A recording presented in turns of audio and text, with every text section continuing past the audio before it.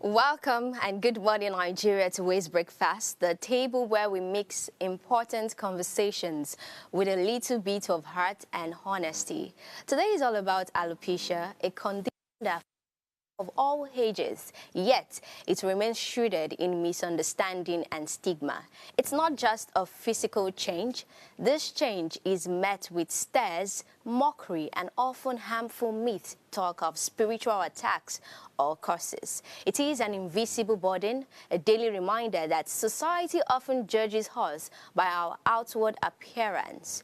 Today, we are moving beyond the surface, pushing for better understanding, better support, and better solutions for those navigating this difficult path.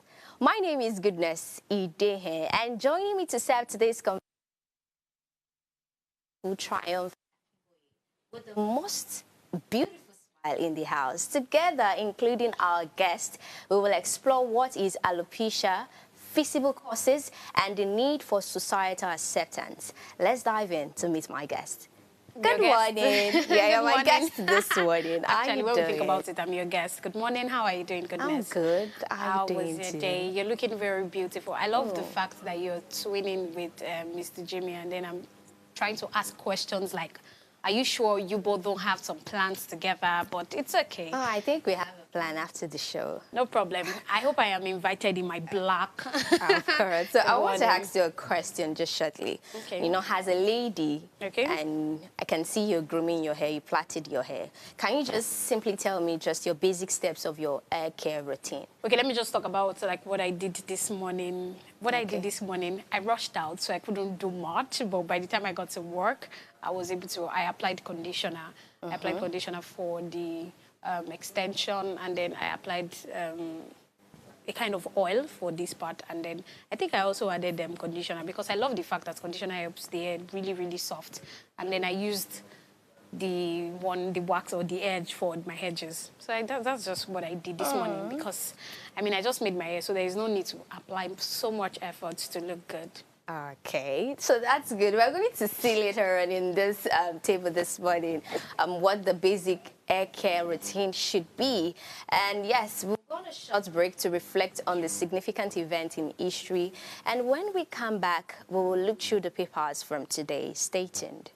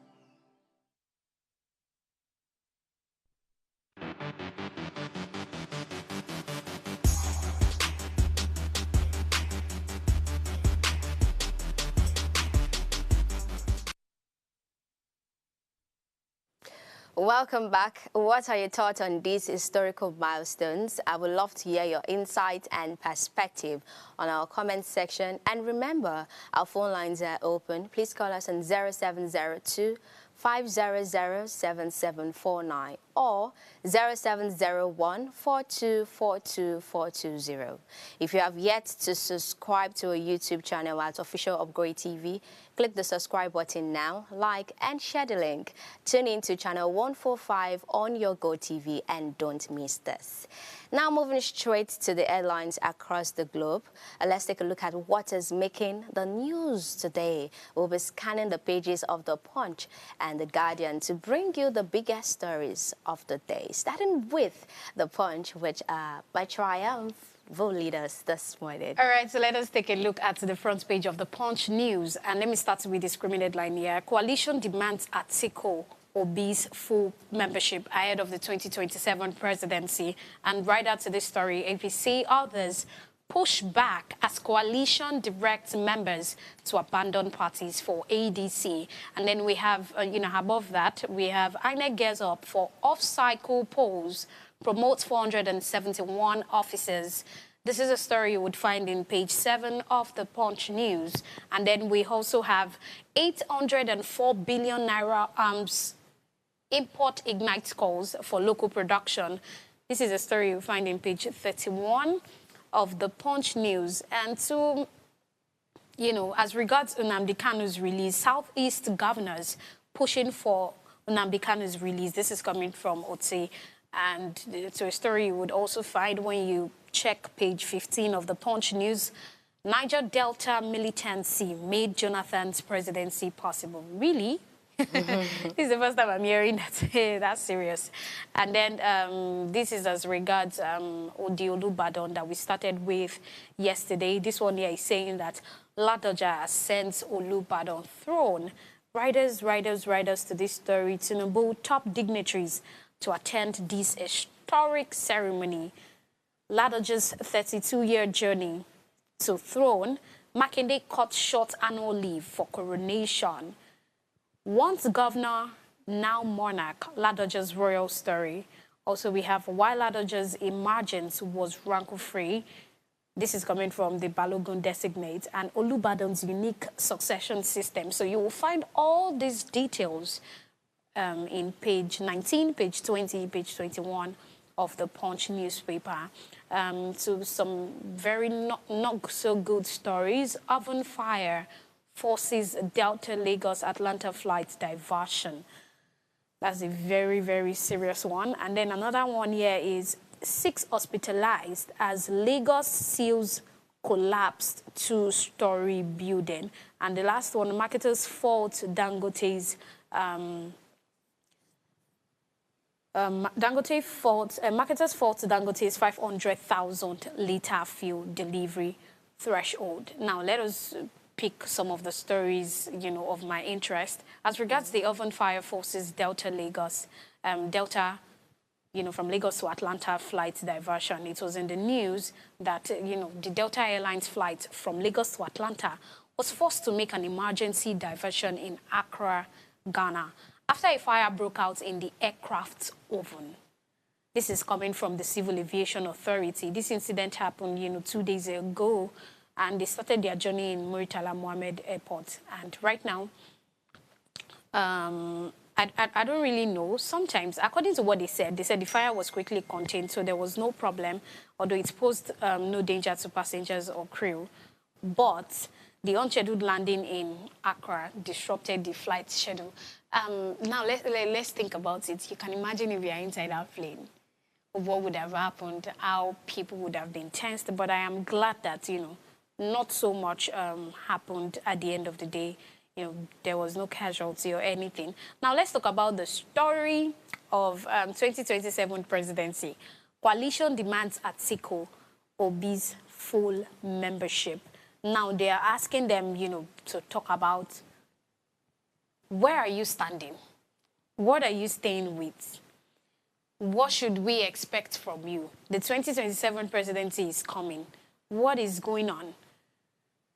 Because they were coming out to say that most of them, they are yet to leave, their existing parties, and then they are coming to stay in another one. They gave an instance where the former Vice President Atiku Abubakar left the People's Democratic Party, but he has not officially joined the ADC. So there's so much back and forth. And the fact that, if you remember, that I also mentioned that they are going to be having, this merge of different parties that is going to be coming together to form one strong party. Maybe we can have that. I remember that back then, APC, that was what happened with APC, where we had like different parties coming. Yes, that was like years back. And I think they are going to be having something like that again. However, I mean, it is okay to switch party. At the end of the day, politics is this game that everybody is trying to play. But it is better they should make known their stance early. But this is 2025. Well, let's see how it plays for those people that they are yet to declare, their membership. But I don't know. But that is what they are expecting from Atiku and Obi, so they can tell us where they stand. This Mr. Peter Obi, I was saying it this other day that this man, well, let's see how it plays out before anyone thinks that I have something with Mr. Peter Obi.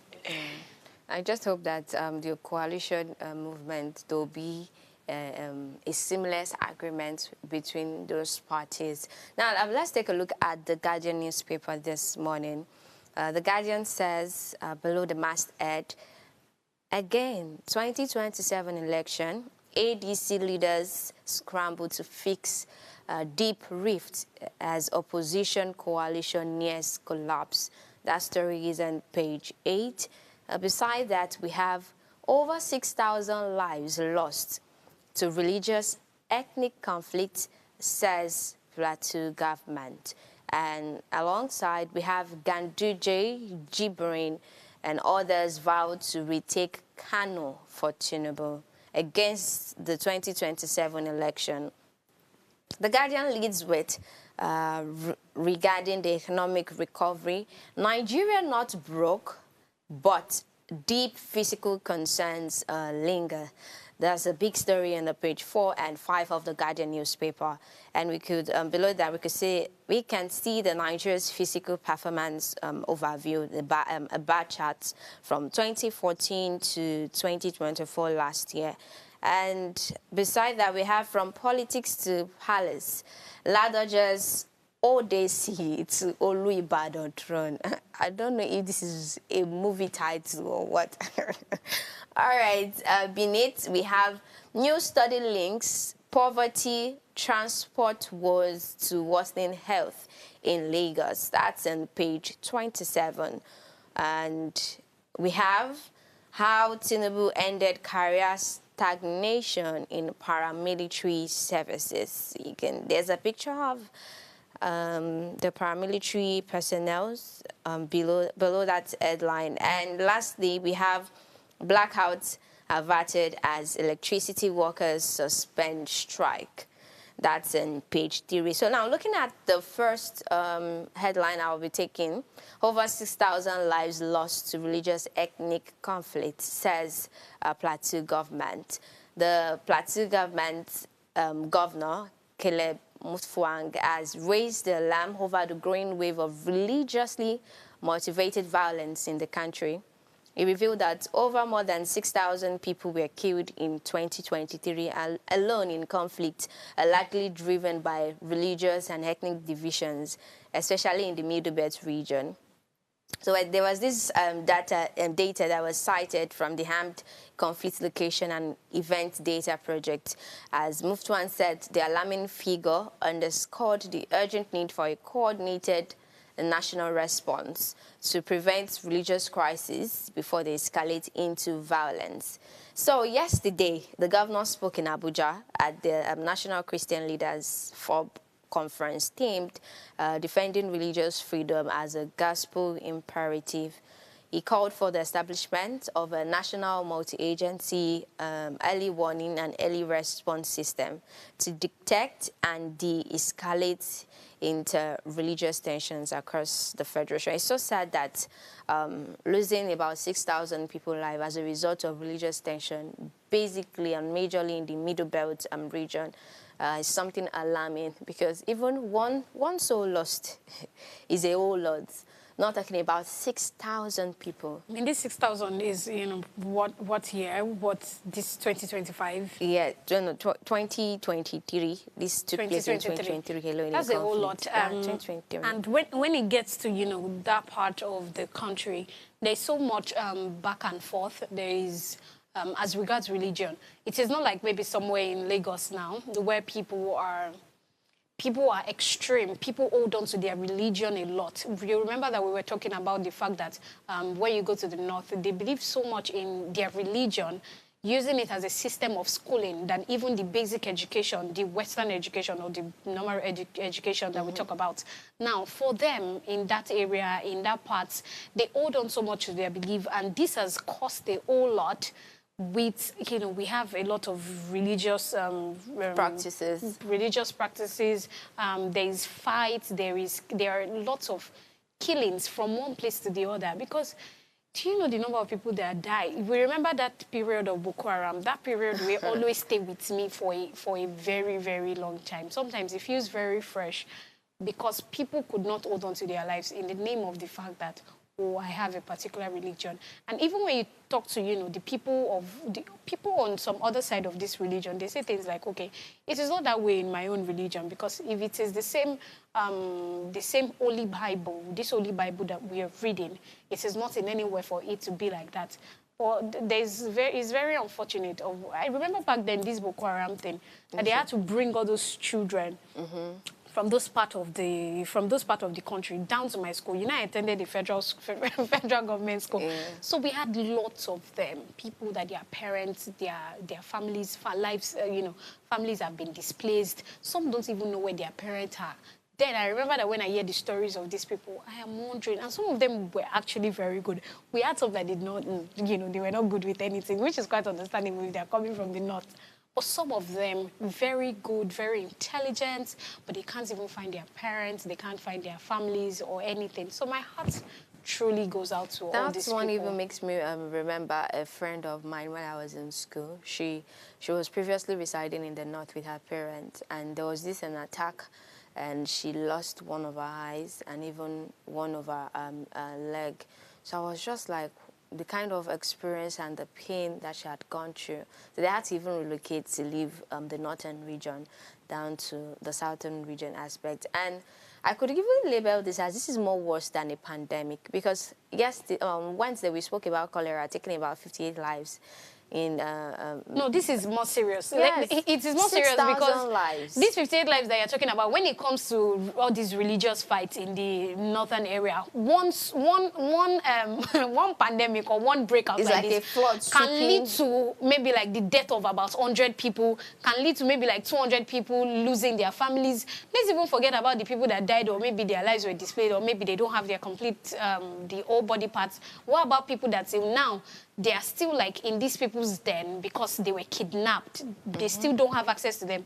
There are some people just like the Chibok girls. Just like the Chibok girls. There are some people that till now, their parents, their family members, they still can't even hear from them. That is even a whole lot of things. Okay, now let's take one more story in the Guardian newspaper. That's below the masthead, way below the baseline, says that blackouts are averted as electricity workers suspend strike. Electricity workers under the Nigerian Union of Electricity Employees and the Senior Staff Association of Electricity and Allied Companies had said that yesterday they suspended their industrial action following the intervention of the Federal Ministry of Power. And they directed its members in the Transmission Company of Nigeria, TCN, to withdraw their services indefinitely, following unresolved disputes with management over staff welfare and operational challenges. This was as Sarah's group affirmed 2 power plants in Rivers State, revamped up generation to 180 megawatts, boosting supply to Nigeria's national grid and advancing nation's energy reliability agenda. So I intentionally take this story because electricity is a basic necessity in a country. So finally, them coming out to say, oh, they decided to suspend the strike, meaning some areas that lost power, electricity, will now be rejoicing. Because I can imagine at times when I was young, if there's no lights, permit me to use this word, we'll say, oh, nepa timonola, meaning, no. Because we are all expecting, we need lights. Even as a child then, we see electricity as something that was very necessary in our daily lives, right? Even for businesses, for a lot of... So I'm just imagining this state now that have not had electricity for a while, how the business would have been thriving there. What's your thought? What's my thought? What's my thought? What's my thought on the state of electricity in Nigeria? My thought remains the same. Until when are we going to keep having a back and forth on electricity? Unfortunately, not everybody can even afford, some other means of, getting electricity, where we talk about using solar, inverter, different means, people or having your power generator on. Not everybody can afford this. Some people are running businesses. Some people can't even afford to run some kind of businesses because they understand that they would not even have the opportunity because of blackout. So there is really no thought, or what are my thoughts on this? But my thought is, my thoughts will always be the same. Let us fix these things. Let us fix these things. If we can't fix basic education, we can't fix electricity, we can't fix the basic things. So when are we going to get to the things that are even more serious about life, about, the country, about the citizens? So if we can't take care of the basic things, it's quite unfortunate that as Nigerians, we are going to keep complaining for a very long time. All right, so that's how we can take on our newspaper this morning. We're going on a short break right now, and when we return, we get into our hot topic for this morning. Stay tuned.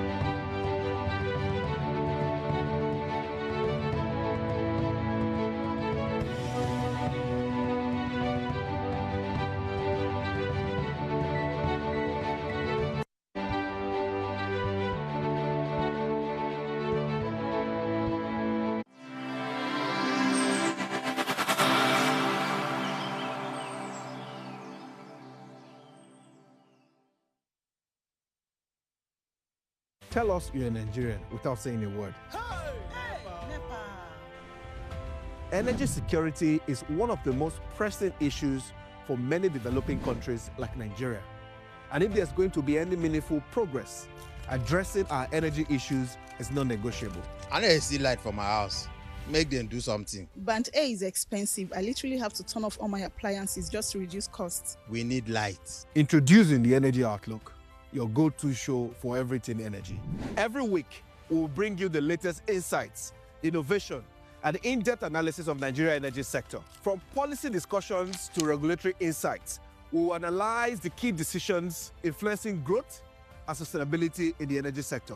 We'll bring you the human stories behind the headlines, giving you a personal perspective on the broader energy challenges. Join me every Friday at 6 p.m. for the Energy Outlook, your guide to the future of energy, where energy means business.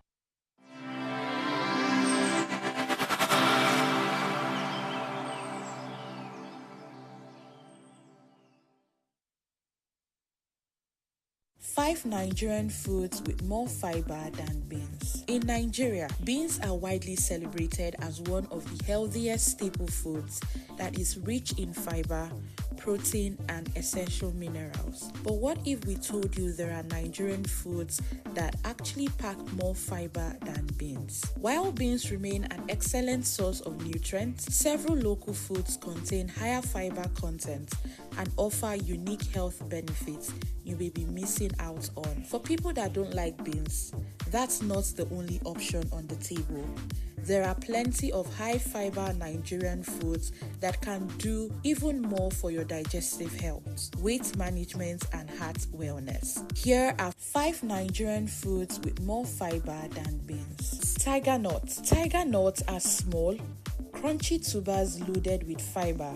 In fact, 30 grams of tiger nuts can contain up to 10 grams of fiber, more than beans provide in the same quantity. They are excellent for digestion, help control blood sugar, and double as a healthy snack. Ofada rice. Unlike polished white rice, ofada rice keeps its fiber-rich bran layer intact. A cup of ofada rice provides about 7 grams of fiber compared to 5 grams in beans. It's also a slow digesting carbohydrate, making it ideal for people managing diabetes even with its unique smell. Garden egg. Garden eggs are not just low in calories, they are fiber powerhouses. Eating them raw or in stews provide more soluble fiber than beans, which helps with cholesterol control and weight management. Yam. Yam is a staple in Nigerian households and it provides up to 8 grams of fiber per serving. Roasted, boiled, or yam porridge is an easy way to increase daily fiber intake. Vegetables. Traditional Nigerian vegetables like pumpkin leaves and scent leaves are denser in fiber than beans per calorie. A plate of vegetable-rich soup can do wonders for digestion and overall health.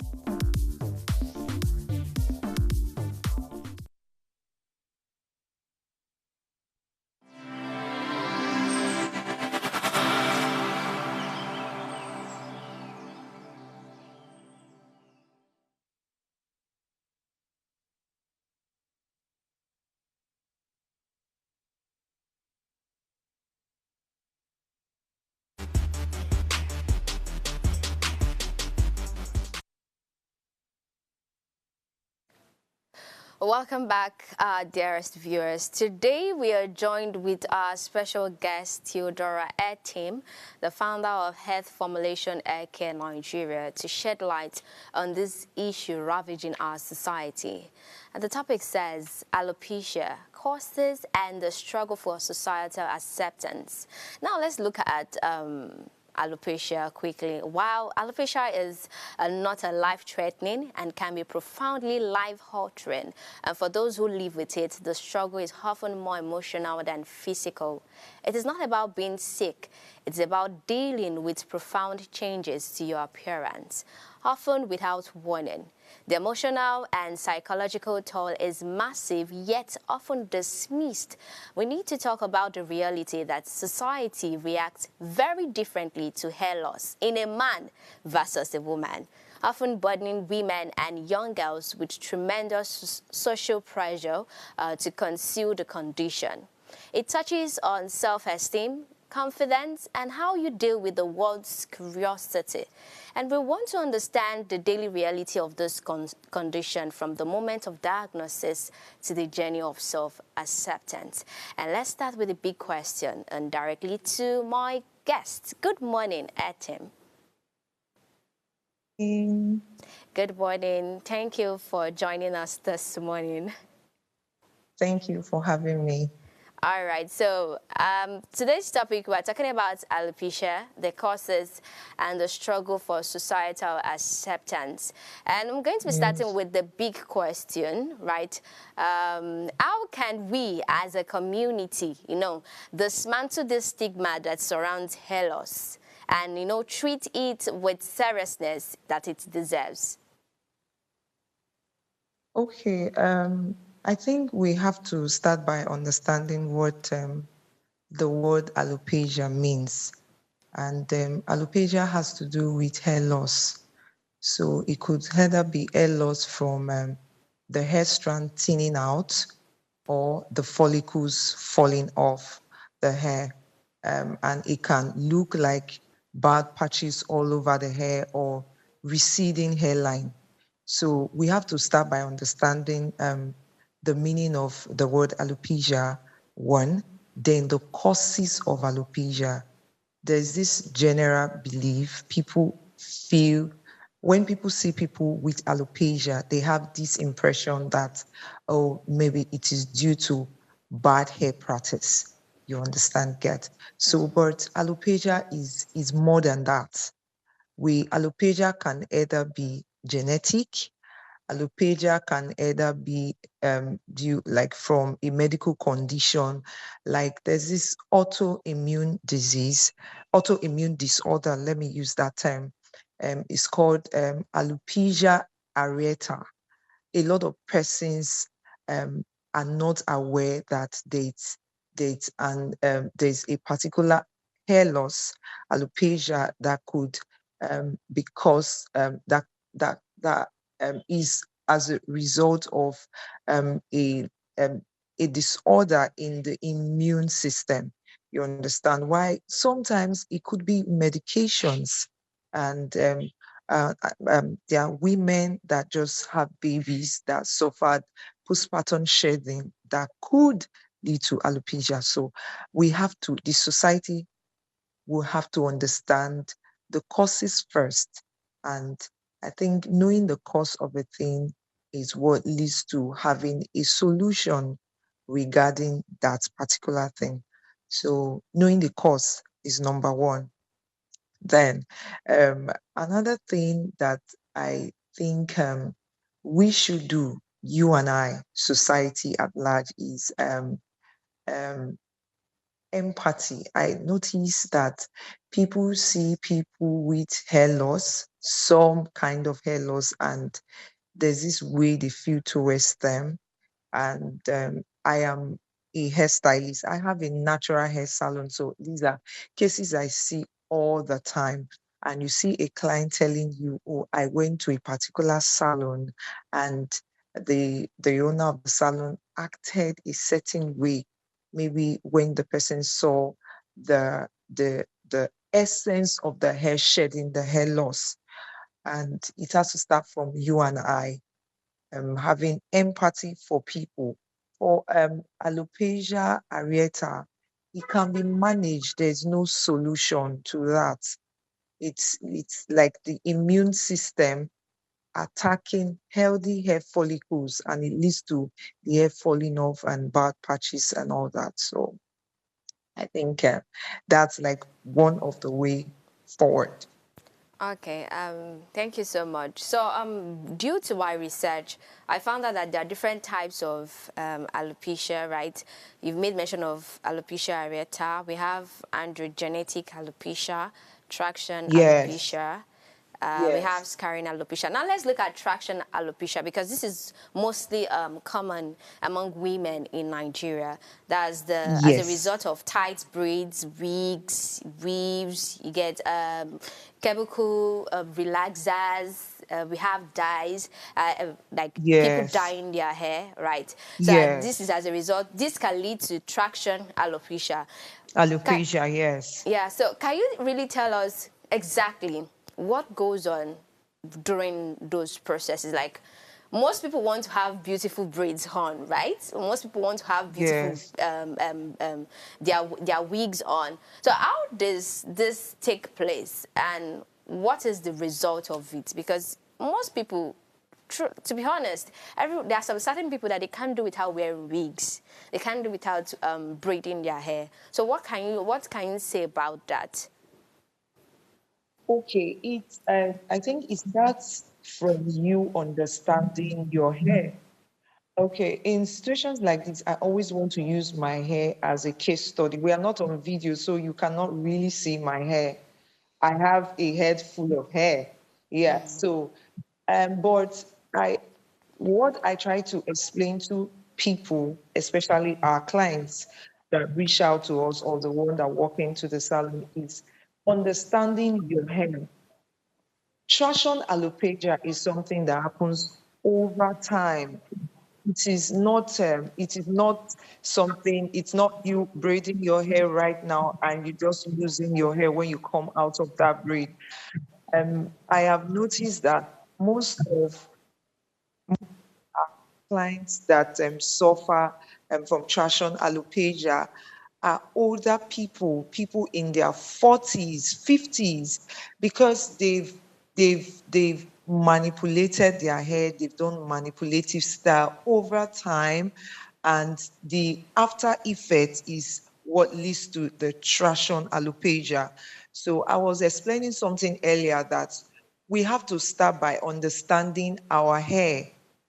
Thank God for natural hair now. Thank God for natural hair salons. We are doing all we can to sensitize people about their hair. It is knowing your hair and knowing what works for you. So for natural hair, we have something we call hair texture. Hair texture has to do with the strength of your hair. We have people with coarse hair texture. Those are the people that will tell you, oh, my hair is strong. We have people with medium hair texture. Their hair is just there, beautiful hair. We have people with fine hair texture. That's my texture. My strands are really thin. The last time I braided my hair should be like 6 years back. Wow. Because yes, I understand that my texture is fine, it is thin, and any pressure on my hair breaks my hair, like my hair falls out. So people should learn to understand their hair, their texture. Then you should know that. Then we have people that have density, they have volume. We have people with medium density. We have people with very low density. I fall in the category of medium density. So I'm very careful with the hairstyles I make. Then also, apart from the braids, there's this cornrows, the normal all back, what we call cornrows, like just to the back. People wear wig on. I have had clients that had traction alopecia because they consistently made cornrows to the back. And there's this traction over time on their hairline that led to traction alopecia. And it's not just about braids. There are people that braid their hair, yeah, because their texture is coarse, they have density, they do not suffer from this kind of hair fall. They don't suffer from alopecia because their hair is strengthened. So I think people should understand their hair and know the styles that work for them and do the styles that will not cause them to have traction that will lead to alopecia over time. All right. Yes. Thank you for that. But you mentioned how that we should actually take care of your hair. I'm quite interested in this traction alopecia. And one thing that I really want to talk about, for somebody like me, my hairline is starting, somewhere behind, not where every other person's. So my forehead is like more pronounced because my hair is not starting, something like that. So, however, would I say maybe because should I say I have alopecia? Not exactly having alopecia, but because when we're talking about the traction alopecia now, we're talking about the one that has developed over time because of braids. Presently, I braided my hair presently. And is it because of that? Would that be the reason why? Maybe it's like that. Or maybe it is just me because it has always been like that. And then I don't really know. Would I say I have traction alopecia? So I can't even know what to start saying once I leave this place. Okay, there are persons with very soft hairline, and what I mean is their hairline is not as voluminous as the other parts of their hair. And most times when they do styles like this, it looks like there is no hair on their hairline, or maybe like the hair is receding to the back. I don't think that's traction alopecia. Why? There are some persons that are born naturally without full or no hairline. For traction alopecia, let me tell you, it looks like patches. It's almost like the hairline is looking, it feels and looks like the forehead. Like there's no hair there at all. That is traction. But in a situation whereby you still have small hair that you can pick here and there to make your style, I don't think that's a full traction alopecia. It is when you are sure that there's no hair on your hairline anymore. Not just the hairline, we could have traction in between the scalp. Yeah, and we have had cases of people that had a bad experience with relaxer and hair dye. Yes, and it caused those bad patches inside. You understand? So I don't, unless maybe I see a picture of your hairline, I may not Okay. categorically be able to tell if it's traction. Okay, from what you just said now, I would say that I don't actually have traction alopecia because my hair is actually like healthy. It's even like quite long, not really long, but is healthy. So thank you for clarifying that. So we'll go on a short break right now. When we return, I'm going to also ask about something. We'll be right back. Please stay with us. Okay.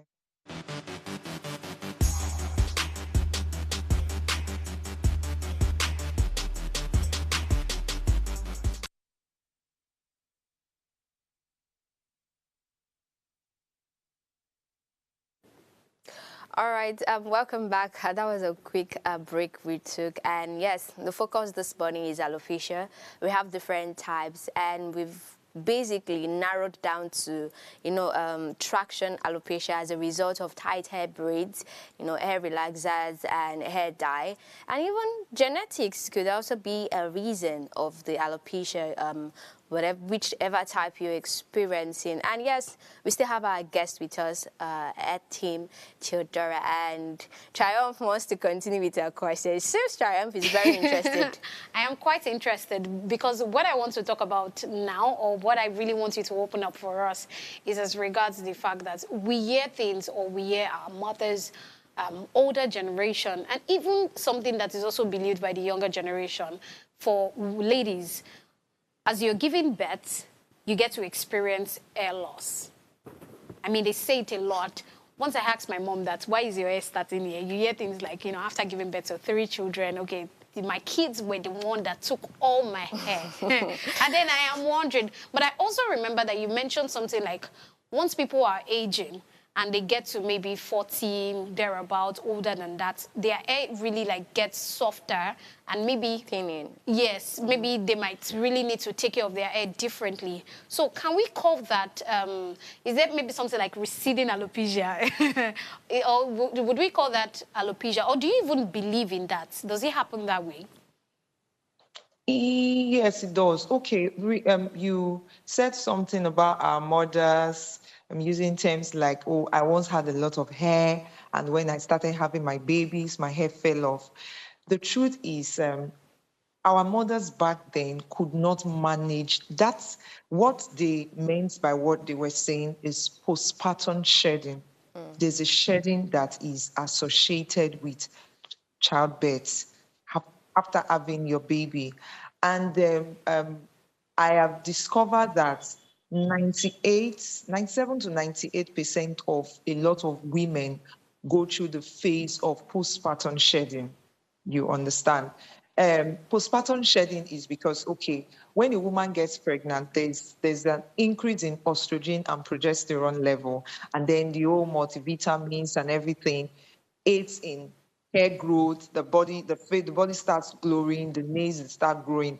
And by the time you give birth to that child, the estrogen drops, and that's what leads to the shedding after having your baby. But what I always, from my experience, not a one-time experience with childbirth, I've been able to manage postpartum shedding. Yes, I've been able to manage it. I always explain to people that the hairstyle you make pre-pregnancy, the hairstyles you make during pregnancy, and the hairstyle you make post-pregnancy matters a lot. And that's what will determine the extent of shedding you will get. So the answer to your question is not what our mothers they experience then is not alopecia. It's not traction alopecia. It's not like their hairline was receding. They could not manage postpartum shedding. That's what happened back then. And a lot of women are aware now. I keep talking to most of our clients, explaining to them, especially the ones that I meet them pregnant. I explain to them that this period, these 9 months of being pregnant, you have to be careful of the kind of hairstyles you make. In fact, we pick hairstyles for our pregnant clients. We pick hairstyles all through 9 months. We pick hairstyles 9 months after having their baby. So from 9 months upwards, post delivery, then they can start doing any style of their choice. But after having their baby to 9 months, no. There are styles we don't recommend, we do not allow them make just to manage the shedding after delivery. That's the postpartum shedding. Thank you so much, Mr. Rere, for what you just said. I love the fact that I get to learn that there is something called postpartum shedding, and I am definitely going to recommend you maybe when I'm pregnant so that you can tell me what to do and how to keep my hair, because already I have not even started giving birth to any child. I don't have a child yet, and we have this already. So I can imagine if I'm going to give birth to maybe around 3, 4 children. All right, so let me ask this question. Regarding those now probably had the experience or diagnosis that they have alopecia, how do you think they can manage this emotional shock? I mean, you've been talking about your client. So let's say, for instance, you had a client that you perceive that this person is experiencing alopecia. How do you feel, or how do you advise them to manage this? Okay, firstly, we have to understand the kind of alopecia this person has. I always want to make reference to alopecia areata because it is, for some persons, the hair just keeps falling off day after day.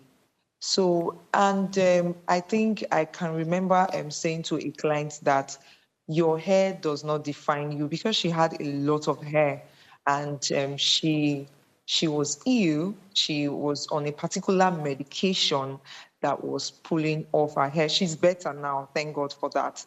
So I try to make her understand that her hair does not define her. And thank God we have a lot of wigs that people can wear, human hair wigs, not necessarily synthetic hair, human hair wigs that looks like more like natural hair. For people that keep natural hair, you just encourage them to get those wigs while we see how to manage it for them. There are clients that we have tried over the years, and we see they are always excited when you see like 2 strands of hair, like 2 strands growing. At least that is progress, you understand? So it's just to basically let them know that first and foremost, their hair does not define them. Yeah, and it's always going to get better. For the person suffering from the autoimmune disorder, okay, I've had a case that I just explained to her, Ma, it's not going to get better. If I tell you to get better, I will be lying to you. So you just have to accept how it is right now and let's move past this. Yes. So that's what I basically do. So can you give us a quick one, like a kind of remedy? Is it that in terms of, okay, now let's look at this traction alopecia, right? What can you advise they can do, especially those that already had the loss of hair already? So what do you feel they can do to, have this renewed hope concerning their hairline? Okay, for people suffering from traction alopecia, there's a cause and there's a solution. There's a solution for traction alopecia. So we have to know the root cause first. But what I basically advise people suffering from traction alopecia is to first and foremost stop manipulative styling. But for people that I do a physical consultation with, and I've seen that their hairline is really tender, and most of those people, I advise them to stop using wig, and some other persons I advise they discontinue relaxer, because there are some persons that relaxer is the major cause of their shedding, their alopecia. So, and basically just embrace a healthy hair practice. That's the solution. I made a statement earlier that I have not braided my hair in 6 almost years. 6 years. Yes, and my hair is doing fine. My hair is doing very well because I noticed that since my texture is fine hair texture, braid was like a weight on my hair texture. So I had to discontinue braids, and I'm doing well. So for some other persons, we tell them to discontinue and to stop braiding their hair, and then go for hair treatments. There are some hair treatments that can be done in a salon, a natural hair salon, while there are some people we refer them to either a dermatologist or a To get trichologist. steroids. For further investigation. But basically, for a lot of persons that come into our salon that has suffered traction alopecia, majority of them are doing fine right now. They keep up with their salon appointments, they treat their hair, and then we have products that will help stimulate growth. Okay, Yes, a there are quick one, products. please. I just want to chip in this. You made mention that Okay. you've not plaited your hair for about 6 years. For instance, Yeah. somebody that does this white-collar job, right, that needs to always maintain Well, let's her come on. beauty, I know right? people Hair that on, or say- just like me. So what kind of hairstyles can Protective I do, or hairstyles. protective hairstyles, yes, thank you, that I can indulge in probably when I get to my salon, because I can't leave my hair for just like for that. long So like what that. advice or what other way can we go about it? Most especially, I also even have your texture of hair, fine hair. Okay. Okay. Apart from braids, there are other lightweight extensions. These are the extensions I would recommend. Lightweight extensions like kinky extensions. We have spring twist extensions. We have passion twist extensions. These are extensions you can use on your hair that would not put pressure on your follicle at all. Yes. So it's not just about braiding your hair. You have to braid. There are other ways. Then we have natural hairstyles you can do, like natural hair twist, natural hair updo, natural hair braids. You can style your hair. If your hair is long enough, you can just style your natural hair without even going to a salon to do that. Theodorus, please let us quickly talk about something, and it's about the societal acceptance of people that are actually dealing with the serious part of alopecia. I was watching a video online maybe last week or thereabouts, and then this woman, the middle part of her head is like empty. There was no Yeah. hair in it. It was just Yes. round. Yes. It was just round, Yes. maybe about 5 inches to the back, and then the middle part was like empty. And then in that video, the stylist or the hairdresser was trying to make braid. Ghana weaving. Okay. That Ghana Yes. weaving, the Like shuku. shuku. And then they ended up making the Ghana weaving shuku. She made it in a way, there was a way she was just like making the hair and the whole thing by the time she was done. But by the time I was looking into the comment section, it was not very funny. It was not very funny. I mean, people have weaknesses, but unfortunately, the society, they're not the one that put themselves in that kind of situation, right? Yeah. But the Yes. society is Yeah. not accepting them. So how do we talk to the society, or what are the approach to make people know that sometimes it's not like maybe these people decided that they wanted their airline, whether the middle of their head to look like this. So how Yes. do we deal with societal acceptance with people that suffer from these things? Okay, so before I answer that, I think I have been in that situation before. I'm certain I see it differently now because I have a salon and I see cases like this all the time. So the thing is, we have to sensitize the general public. We have to, I don't know if it has to come from the government. People have to understand that some of the persons that suffer hair loss is not just, it's not their making, it's not their doing. They do not choose to be in that situation. There are some that have medical conditions that they cannot explain. And coupled with the fact that most people that suffer hair loss, they do not. I think because of the stigma, they don't want to speak out. They don't want to talk about it. I'm privileged to meet some of them because I own a salon. You understand? So it's a general thing. It's we have had cases where clients, they come in, I'll have to be the one to explain to my staffs that, okay, this is the reason why this hair is like this, and then she understands. People always have this this impression that and there's a particular way this person lives life. And maybe that's the reason why I've heard someone say that actually, and that's why the person's hair is looking the way it is looking. So, and I also think we should create groups. We should create support groups. There should be support groups where they can decide to maybe have a forum where we talk about different hair loss, at least to make the public understand that it is not just about a way of life, a lifestyle. There are some other conditions that could lead to hair loss that is out of the power or the what word do I use now? What these people suffering this thing, they cannot help it. It is not their fault that they are in this particular situation. So I think that's what should be done. Then I also feel like it should start from the salon, because we are like at the forefront.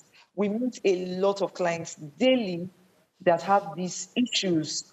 So it is left for us to come together and make the public understand that these are the reasons why these people are suffering, why people suffer this kind of hair loss.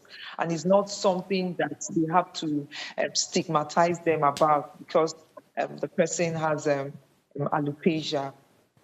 All right, thank you so much, Theodora, for joining us on this beautiful session. I mean, you've educated, you've enlightened us, and of course, anyone listening to us right now and you're suffering from alopecia, you can just, book a consultation or whatever. Look her up on the social media because that's so much we can take at this point. And yes, I think the biggest takeaway here is that courage isn't about having hair; it's about having heart.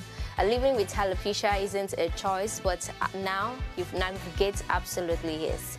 All right, so thank you so much. Stay tuned till next week on Monday to join us. Bye.